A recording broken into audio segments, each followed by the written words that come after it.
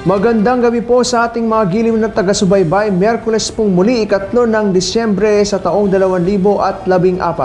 Kaya't muli pong sumasahimpapawid ang programang ito upang maghatid ng mga huling kaganapan sa mga paaralan sa buong sangay ng Kabanatuan at upang tumalakay ng mga usaping may kaugnayan sa mga programa ng Kagawaran ng Edukasyon. Ako po si Alan David Valdez. Sa ngalan po ng ating Schools Division Superintendent Dr. May Eclar, ako po si Jane Valderrama. Makakasama po ninyo muli kami sa isa na namang edisyon ng palatuntunang DepEd Hour.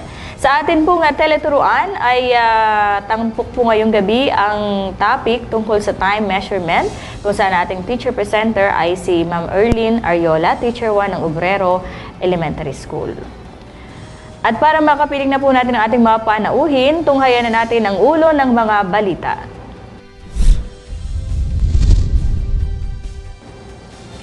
Key personnel ng Division Office sumailalim sa training orientation on the new roles, function, and structure of the Schools Division Office.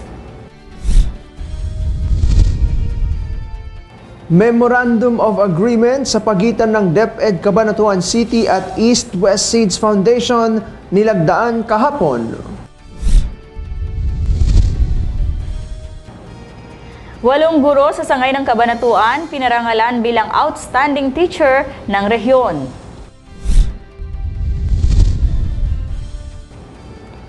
Regional Research Congress natapos na kahapon. EPS season, isa sa mga presenters.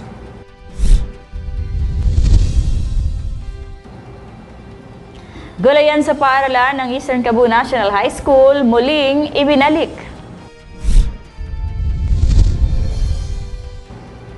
At sa detalye ng ating mga balita, pinangunahan mismo ni City Schools Division Superintendent Dr. May Eclar noong isang linggo ang pagsasanay para sa mga pangunahing tauhan ng DepEd Division Office para sa mga bagong gampanin at istruktura ng tanggapang pansangay ayon sa Rationalization Program. Ang pagsasanay ay ginanap sa Hotel Stutzenberg sa Clarkfield, Pampanga. Ang pagsasanay ay naglayong bigyang diin ng mga bagong gampanin ng mga DepEd personnel sa Central, Regional at Division Offices sa balangkas ng Rationalization Program.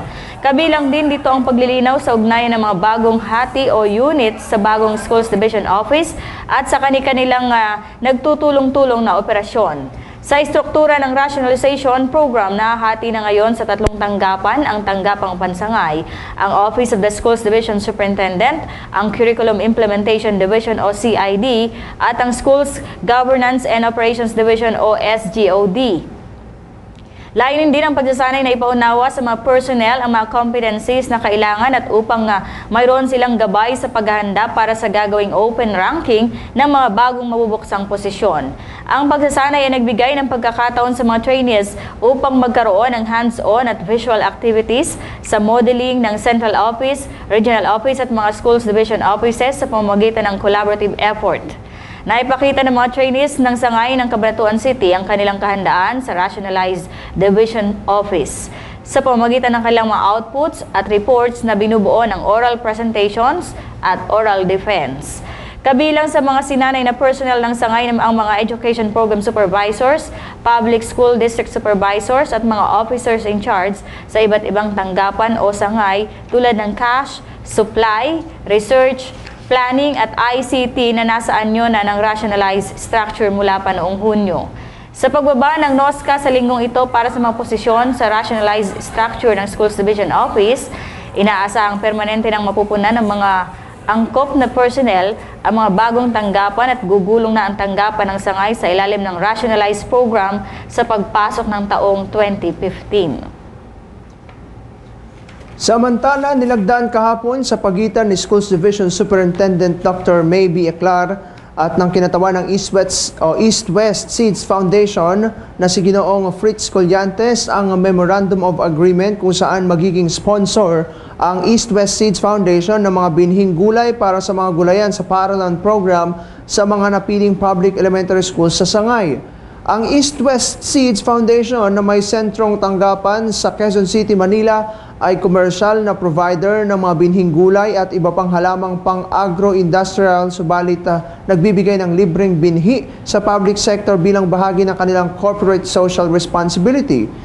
Ayon kay Ginoong Colyantes, nangalap sila ng datos sa DepEd Central Office tungkol sa pambansang nutritional status sa mga public schools sa may bakurang mapagtatamnan ng gulay at iba pang pagkaing halaman. Base sa impormasyong ito, si Colyantes ay nadistino dito sa Gitnang Luzon bilang project coordinator para sa identified public schools na pwedeng mabigyan ng mga binhing gulay na maitatanim at maaani para mapabuti ang nutritional status sa mga mag-aaral sa mga recipient schools. Ayon naman kay Dr. Wilfredo Sison na siyang Education Program Supervisor sa Araling Panlipunan at kasalukuyan may hawak din ng EPP-TLE at signatory sa Memorandum of Agreement, 15 public elementary schools dito sa Sangay ng Cabanatuan City ang tatanggap ng mga binhing gulay na kaloob ng East-West Seeds Foundation para sa kanilang gulayan sa paaralan program. Magsisimula sa papasok na Enero ang delivery sa mga recipient schools ng mga binhing gulay na magmumula sa East-West Seeds Foundation. Kabilang sa mga binhing gulay na ito ang tinagurian ni Ginoong Colyantes na lowland vegetables gaya ng talong, pechay, kamatis, okra, upo, kalabasa, patola, sili, sitaw, sigarilyas at munggo. Magbibigay din ang mga technician ng East-West Seeds Foundation ng libreng pagsasanay sa pagtatanim at pag-aalaga ng gulayan para sa mga mag-aaral, guro at mga magulang sa mga recipient schools. Samantala, 8 mga guro mula sa Sangay ng Cabanatuan ang pinarangalan bilang Regional Outstanding Teacher sa Rayong Pilipino, Clarkfield, Pampanga.